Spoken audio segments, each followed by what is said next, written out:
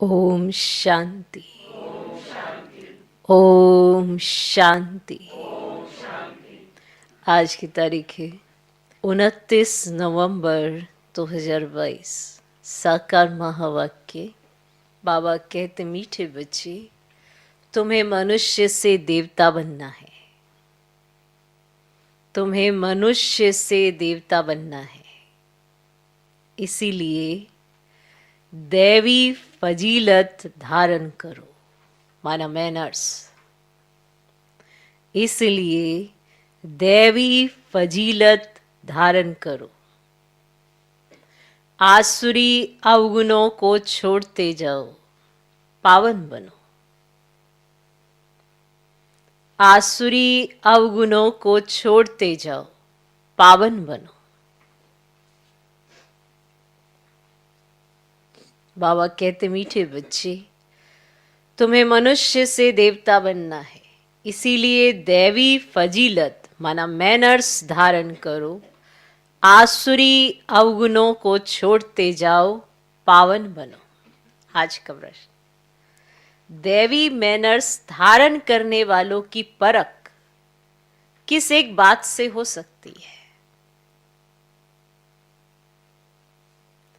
दैवी मैनर्स धारण करने वालों की परख किस एक बात से हो सकती है? माना कैसे पता चलेगा कि दैवी मैनर्स इन्होंने धारण किए हैं? उसकी परख किस एक बात से हो सकती है?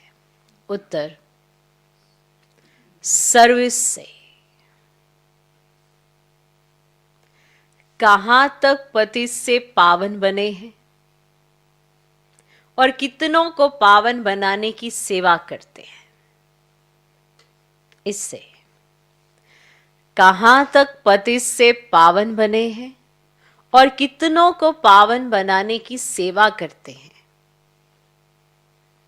अच्छे पुरुषार्थी हैं या अभी तक आसुरी अवगुण हैं? अच्छे पुरुषार्थी हैं या अभी तक आसुरी अवगुण हैं?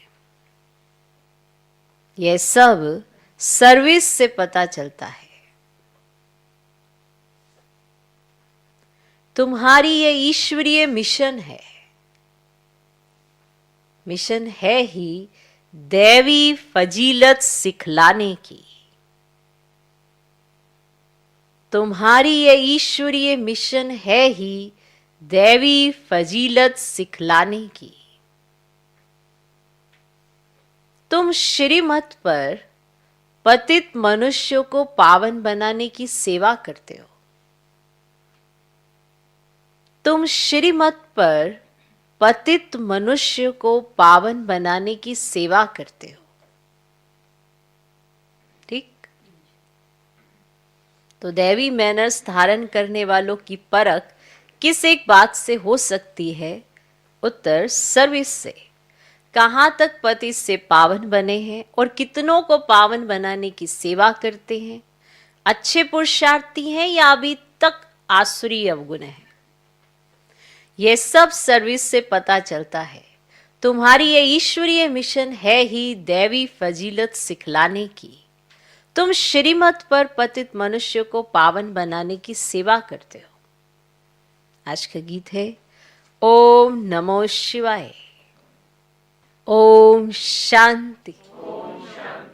भक्ति मार्ग में महिमा करते हैं शिवाय नमः। ऊंच से ऊंच शिव, उनको ही शिव परमात्माए नमः कहा जाता है। ब्रह्मा देवताए नमः, विष्णु देवताए नमः कहा जाता है और शिव परमात्माए नमः। फर्क हुआ ना? परमात्मा एक है, वे ऊंच से ऊंच है, उनकी महिमा भी ऊंच है। इस समय ऊंचे ते ऊंचा कर्तव्य करते हैं। उनका धाम भी ऊंचे ते ऊंचा है, नाम भी ऊंच है। और किसको परमात्मा नहीं कहते? परमात्मा के लिए ही गायन है। हे पतित पावन, आते भी हैं पतित दुनिया और पतित शरीर में।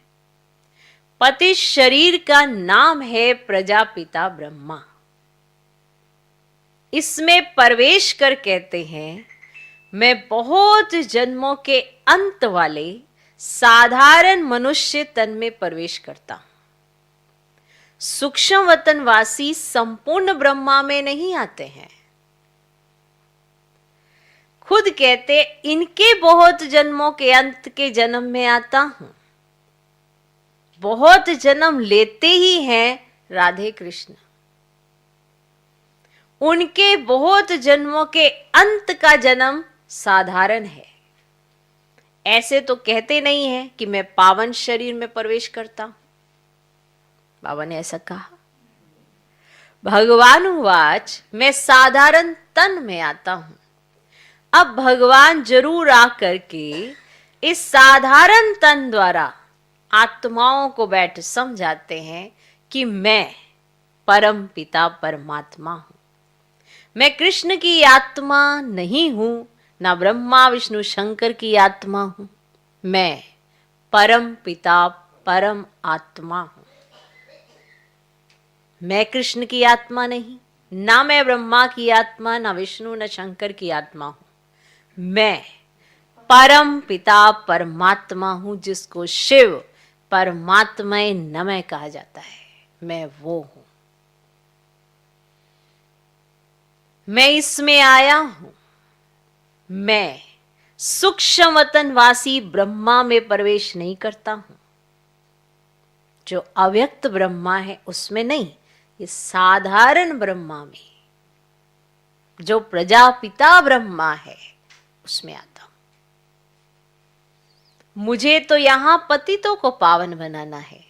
मेरे द्वारा ही वह सूक्ष्म वतनवासी ब्रह्मा पावन बना है।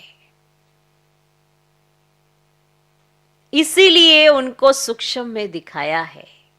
कितना अच्छी रीति समझाते हैं। परंतु मनुष्य सुनी अनसुनी कर उल्टी बातों पर चलते रहते हैं। आसुरी बुद्धि से सुनते हैं। ईश्वरीय बुद्धि से सुने तो संशय सब मिट जाएं। आसुरी बुद्धि से सुनते हैं। ईश्वरीय बुद्धि से सुने तो संशय सब मिट जाएं। त्रिमूर्ति का चित्र दिखाने बिगड़ समझाना मुश्किल है। उन्होंने त्रिमूर्ति ब्रह्मा नाम रख दिया है क्योंकि शिव बाबा प्रजापिता ब्रह्मा द्वारा नई दुनिया की रचना रचते हैं। तुम बच्चे अभी सम्मुख बैठे हो। सब पति से पावन बन रहे हैं। जितना जो बनेगा वह सर्विस से दिखाई पड़ेगा। ये बना है, क्या कर रहा है, कैसे कर रहा है, उसकी सर्विस से दिखाई पड़ेगा। ये अच्छा पुरुषार्थी है, इनमें अर्जुन अवगुण हैं। देवताओं में दैवी गुण थे। हर एक अपने आसुरी गुण और उन्हों के दैवी गुण वर्णन करते हैं। अभी आसुरी अवगुणों को छोड़ना है, नहीं तो ऊंच पद नहीं पा सकेंगे। बाप समझाते हैं बच्चे दैवी गुण धारण करो। खान पान चलन में फजीलत चाहिए। पतित मनुष्यों को बद फजीलत कहेंगे। देवताएं फजीलत वाले हैं, माना मैनर्स वाले हैं, तब तो उन्हों का गायन है। हर एक को पुरुषार्थ करना है। जो करेगा सो पाएगा। अब भगवान तुमको सहज राजयोग और ज्ञान सिखला रहे हैं। ज्ञान सागर एक बाप है जो तुम्हें ज्ञान देकर सदगति में ले जाते हैं। उन्हें ही सुखदेव भी कहा जाता है। तो यहां की सब बातें न्यारी हैं। जो ब्राह्मण बनने वाले होंगे उन्हों की ही बुद्धि में ये ज्ञान बैठेगा। बहुत करके पूछते हैं दादा को ब्रह्मा क्यों बनाया है। बोलो इन बातों को बैठ कर समझो। अगर आप समझना चाहते हैं तो बैठकर इन बातों को समझो। हम तुमको इनके 84 जन्मों की कहानी सुनाए। सब ब्रह्मा कुमार ब्रह्मा कुमारियां पावन बन देवता बन जाएंगे। पावन बनने बिगर वर्षा मिल नहीं सकता। भगवान ऊंच से ऊंच निराकार शिव बाबा है, वर्षा देने के लिए जरूर ब्रह्मा तन में आएगा। ये प्रजापिता ब्रह्मा है। सूक्ष्म वतनवासी ब्रह्मा को प्रजापिता नहीं कहेंगे, वहां थोड़ी प्रजा रचेंगे। हम ब्रह्मा कुमार कुमारियां साकार में हैं, तो प्रजापिता ब्रह्मा भी साकार में है। ये राज आकर समझो। हम इस दादा को भगवान नहीं कहते, ये प्रजापिता है। इनके तन में शिव बाबा आते हैं पावन बनाने। यहां कोई पावन है नहीं। त्रिमूर्ति शिव के बदले त्रिमूर्ति ब्रह्मा कह दिया है, परंतु त्रिमूर्ति ब्रह्मा का तो कोई अर्थ ही नहीं है। ब्रह्मा को मनुष्यों का रचयिता भी कहते हैं, इसीलिए प्रजापिता कहा जाता है। इसमें वे निराकार प्रवेश कर वर्षा देते हैं। सूक्ष्म वतनवासी ब्रह्मा पावन है, वे पति से पावन बनते हैं। हम ब्राह्मण भी पति से पावन देवता बनते हैं। शिव परमात्मा में कहा जाता है, ब्रह्मा विष्णु शंकर को देवता कहा जाता है। कहा जाता है भगवान ही भक्तों का रक्षक है, वही सबको सद्गति देंगे। पतित पावन है तो जरूर आकर पतितों को पावन बनाएंगे। तो पहले पहले पावन है लक्ष्मी नारायण, तो वे जरूर पुनर्जन्म लेते होंगे। तो 84 जन्म पूरे होने से फिर साधारण मनुष्य बन जाते हैं, उनमें फिर बाप प्रवेश करते हैं। तो ये व्यक्त ब्रह्मा व अव्यक्त ब्रह्मा। सूक्ष्म वतन में सृष्टि नहीं रची जाती है। अक्सर करके लोग इस बात पर मूंझते हैं, तो तुमको समझाना है। बाप कहते मैं बहुत जन्मों अर्थात 84 जन्मों के अंत के जन्म में प्रवेश करता हूं। भारत में पहले देवी देवता आए, वे फिर पिछाड़ी में हो जाएंगे। फिर पहले वही जाकर देवी देवता बनेंगे। विराट रूप का चित्र भी जरूर होना चाहिए, तो बच्चों ने अर्थ सहित बनाया है। ब्राह्मण चोटी, देवता सिर, क्षत्रिय भुजाएं, वैश्य पेट, शूद्र पार। आए समझ आए? ब्राह्मण चोटी, देवता सिर, क्षत्रिय भुजाएं, वैश्य पेट, शूद्र पैर, और शूद्र के बाद फिर ब्राह्मण। वर्णों का भी चक्र हुआ ना, तो यह भी समझना और समझना है। तो बाबा ने बहुत बार समझाया है कि अखबार में पढ़ता है फलाना स्वर्गवासी हुआ, तो उनको चिट्ठी लिखनी चाहिए कि स्वर्गवासी हुआ तो जरूर नरक में था, और अब है ही नरक, तो जरूर पुनर्जन्म नरक में लेंगे। अगर स्वर्ग में गया फिर तुम उनको बुलाकर नरक का भोजन क्यों खिलाते हो? तुम रोते क्यों हो? परंतु इतनी बुद्धि नहीं है जो समझेंगी स्वर्ग की स्थापना तो बाप ही आकर करते हैं, राजयोग सिखलाते हैं। तुम ब्राह्मण संगम पर बाप से वर्षा ले रहे हो, और बाकी सब है कलयुग में। तो संगम पर आत्मा परमात्मा मिल रहे हैं, इनको कुंभ का मेला कहा जाता है। तुम ज्ञान गंगाएं, ज्ञान सागर से निकली हो। भक्ति में समझते हैं गंगा में स्नान करने से पावन बन जाएंगे, तो पावन बनाना तो तुम्हारी मिशन का कर्तव्य है। अब यह है ना ईश्वरीय मिशन, तुम ही पतित मनुष्य को पावन देवता बनाते हो श्रीमत पर। श्री कृष्ण पतित पावन नहीं है, वे पूरे 84 जन्म लेते हैं और पहले है लक्ष्मी नारायण, फिर अंत में है ब्रह्मा सरस्वती। आदि देव आदि देवी बनते हैं। अभी ये बातें किसने समझाई? शिव परमात्मा नमे गाते भी हैं कि हे परम पिता परमात्मा, आपकी गतमत सबसे न्यारी है। तो वह श्रीमत देते हैं ना गति के लिए, गति और सदगति। दुर्गति वालों की सदगति करने वाला, उनकी श्रीमत सब मनुष्यों से न्यारी है। तो बाकी भक्ति मार्ग है घोर रात्रि और आधा कल्प है ज्ञान दिन। तो शिव बाबा कहते हैं मैं अंधेरी रात में आता हूं रात को दिन बनाने। तो ये ज्ञान, एक ही ज्ञान सागर शिव बाबा के पास है। ऋषि मुनि आदि सब कहते आए हैं कि परमात्मा वे अंत है। तो बाप को नहीं जानते तो गोया नास्तिक ठहरे। आधा कल्प है नास्तिक और आधा कल्प है आस्तिक। तुम अब बाप को, बाप की रचना के आदि मध्य अंत को जानते हो और कोई नहीं जानते। तो इसीलिए तो कहा जाता ना निधन की अनेक धर्म अनेक मतें हो गई है। तो बाप कहते हैं इस पुरानी दुनिया का संन्यास करना है। तो याद करना है ना शांति धाम और सुख धाम को। तो जितना याद करेंगे उतना ऊंच पद पाएंगे।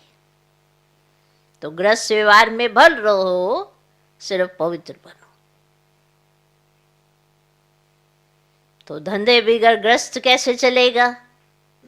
सिर्फ पवित्र बनना है और बाप को याद करना है। तो बाप कहते हैं मैं सोनार भी हूं, सुना, मैं सोनार भी हूं। तुम्हारी आत्मा और शरीर दोनों ही पतित है, इसलिए तुम्हारी आत्मा जब पावन बने ना तब फिर शरीर भी पावन मिले। तो सच्चे सोने का जेवर भी तो ऐसे ही बनेगा ना। अब तो आत्मा और शरीर दोनों ही आयरनिस्ट है। फिर पावन बनाने की युक्ति बाप बताते हैं। इसीलिए तो कहते हैं आसुरी मत को छोड़ दो। और बाबा के लिए क्या कहते हैं कि तुम्हारी गतमत श्रीमत सबसे न्यारी है। इसीलिए तो कहते हैं ना कि तुम्हारी गतमत श्रीमत सबसे न्यारी है। अभी तुम जानते हो ये सदगति का रास्ता कोई बतला नहीं सकते हैं, ये बात जानते हो। तो गायन होता है तो जरूर कुछ करके गए हैं। तो अभी कलयुग है, फिर सत्युग होना है। संगम पर तुम बैठे हो, तुम ब्रह्मावंशी ब्राह्मण हो, कमल फूल सम पवित्र रहते हो। तुम्हारी माया के साथ युद्ध है। माया से ही कहीं फेल हो जाते हैं। काम का घूसा जोर से लगता है। बाबा कहते खबरदार रहो, अगर गिरा तो फिर किसी को कह नहीं सकेंगे कि काम मां शत्रु है। बाप कहते फिर भी पुरुषार्थ करो। एक बार हराया, दूसरी बार हराया, फिर अगर तीसरी बार हराया तो खत्म, पद भ्रष्ट हो जाएगा। प्रतिज्ञा की है तो उस पर पूरा रहना है। प्रतिज्ञा कर फिर पतित नहीं बनना चाहिए। परंतु सब तो प्रतिज्ञा पर कायम नहीं रहते हैं, गिरते भी रहते हैं। वो कोई फिर बाप को छोड़ भी देते हैं। बहुत भागने वाले भी हैं। अंत में तुमको पूरा साक्षात्कार होगा कि कौन क्या बनेंगे। पुरुषार्थ पूरा करना चाहिए। जो दुख देते हैं वे दुखी होकर मरते हैं। बाप तो सबको सुख देने वाला है। तुम्हारा भी काम है सबको सुख देना। कर्मना में भी किसको दुख दिया तो दुखी होकर मरेंगे। कोई अपने कर्मों से दुख देते हैं ना दूसरे को, तो कर्मना में भी अगर किसी को दुख दिया तो दुखी होकर मरेंगे, पद भी भ्रष्ट हो जाएगा। बेहद के बाप के साथ पूरा फरमान बरदार वफादार होकर रहना है।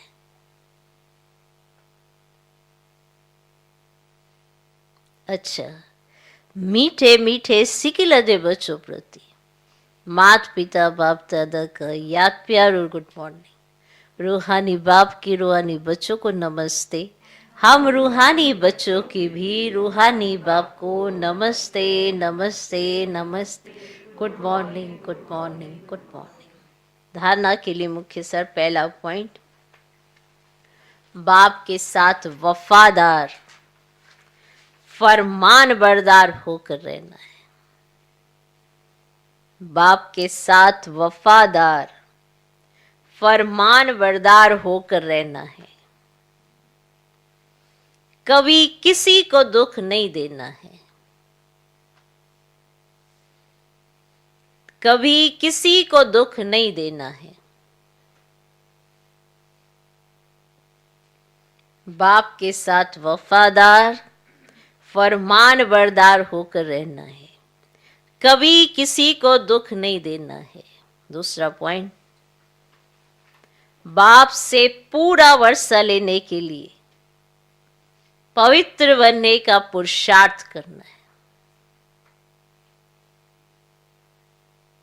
बाप से पूरा वर्षा लेने के लिए पवित्र बनने का पुरुषार्थ करना है। काम की चोट कभी नहीं खानी है।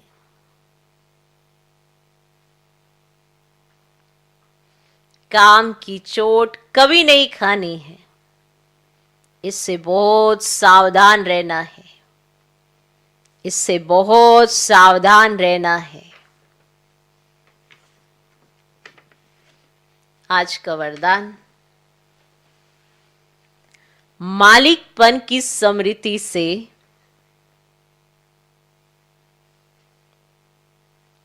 शक्तियों को ऑर्डर पर मान चलाने वाले स्वराज्य अधिकारी भव। मालिकपन की स्मृति से शक्तियों को ऑर्डर पर मान चलाने वाले स्वराज्य अधिकारी भव। बाप द्वारा जो भी शक्तियां मिली हैं उन सर्व शक्तियों को कार्य में लगाओ। समय पर शक्तियों को यूज करो। सिर्फ मालिकपन की स्मृति में रहकर फिर ऑर्डर करो तो शक्तियां आपका ऑर्डर मानेंगी। अगर कमजोर होकर ऑर्डर करेंगे तो नहीं मानेंगी। बाप दादा सभी बच्चों को मालिक बनाते हैं, कमजोर नहीं। सब बच्चे राजा बच्चे हैं, क्योंकि स्वराज्य आपका बर्थ राइट है। ये बर्थ राइट कोई भी छीन नहीं सकता। आज का स्लोगन, त्रिकालदर्शी स्थिति में स्थित रहकर हर कर्म करो तो सफलता मिलती रहेगी। त्रिकालदर्शी स्थिति में स्थित रहकर हर कर्म करो तो सफलता मिलती रहेगी। मातेश्वरी जी के अनमोल महावाक्य। अब ये जो हम कहते हैं कि प्रभु हम बच्चों को उस पार ले चलो, उस पार का मतलब क्या है? लोग समझते हैं उस पार का मतलब है जन्म मरण के चक्र में ना आना, अर्थात मुक्त हो जाना। अब ये तो हुआ मनुष्यों का कहना, परंतु वो कहता है बच्चों, सचमुच जहां सुख शांति है, दुख शांति से दूर है, उसको कोई दुनिया नहीं कहते। जब मनुष्य सुख चाहते हैं तो वो भी तो इस जीवन में होना चाहिए। अब वो तो सत्युगी बैकुंठ देवताओं की दुनिया थी, जहां सर्वदा सुखी जीवन थी। उसी देवताओं को अमर कहते थे। अब अमर का भी कोई अर्थ नहीं है। ऐसे तो नहीं देवताओं की आयु इतनी बड़ी थी जो कभी मरते ही नहीं थे।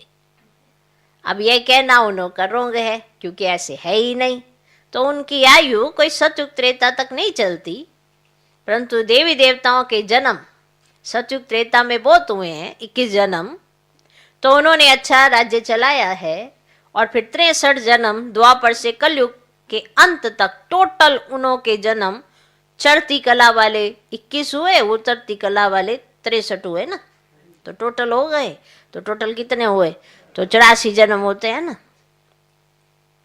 तो बाकी ये जो मनुष्य समझते हैं ना कि मनुष्य 84 लाख योनियां भोगते हैं, ये कहना भूल है। अगर मनुष्य अपनी योनि में सुख दुख दोनों पार्ट भोग सकते हैं तो फिर जानवर योनि में भोगने की जरूरत ही क्या है ना। तो देखो ना, इस मनुष्य जीवन में आप दुख भी देख रहे हो, सुख भी देख सकते हो, तो फिर जाके जानवर जीवन में देखने की जो वहां पे जानवर को थोड़ा पता होता है कि मैं क्या कर रहा हूं। अब मनुष्यों को यह नॉलेज ही नहीं। अब मनुष्य तो 84 जन्म लेते हैं, बाकी सृष्टि पर जानवर पशु पंछी आदि टोटल 84 लाख योनियां हो सकती हैं। अनेक किस्म की जैसे पैदाइश है, उसमें भी मनुष्य योनि में ही तो अपना पाप पुण्य भोग रहे हैं ना, और जानवर अपनी योनियों में भोग रहे हैं। ना मनुष्य जानवर की योनि लेता और ना जानवर मनुष्य योनि में आता है। अब मनुष्य को अपनी योनि में माना जन्म में भोगनी पड़ती है, तो दुख सुख की महसूसता आती है ना। तो ऐसे ही जानवर को भी अपनी योनि में सुख दुख भोगना है, मगर उन्होंने यह बुद्धि नहीं है कि यह भोगना किस कर्म से हुई है, कि मैं किस कर्म के कारण ये वाला जानवर बनाऊं। तो ये जानवरों को नहीं है, तो उन्हों की भोगना को भी मनुष्य फील करता है, मनुष्य ही फील करता है, क्योंकि मनुष्य है ना बुद्धिमान। तो बाकी ऐसे नहीं कि मनुष्य कोई 84 लाख योनियां भोगते हैं। अब जड़ झाड़ भी योनि लेते हैं। अब यह तो सहज और विवेक की बात है कि जड़ झाड़ ने क्या कर्म किया है ना, जो उन्हों का हिसाब किताब बनेगा। जैसे देखो, गुरु नानक साहब ने ऐसे महावाक्य उच्चारण किए कि अंतकाल में जो पुत्र सिमरे, जो पुत्र को याद करे, ऐसी चिंता में जो मरे, सुअर की योनि में वलवल उतरे। जो अंत समय पुत्र की याद में शरीर छोड़ेगा ना, तो वो सुअर की योनि में वलवल उतरे। परंतु इस कहने का मतलब यह नहीं है कि मनुष्य कोई शुक्र की योनि लेता है, परंतु शुक्र का मतलब यह है कि मनुष्यों का कार्य भी ऐसा होता है जैसे जानवरों का कार्य होता है। तो बाकी ऐसे नहीं कि मनुष्य कोई जानवर बनते हैं। अब यह तो मनुष्यों को डराने के लिए शिक्षा देते हैं, और तो अपने को इस संगम समय पर अपनी जीवन को पलटाए, पाप आत्मा से पुण्यात्मा बनना है।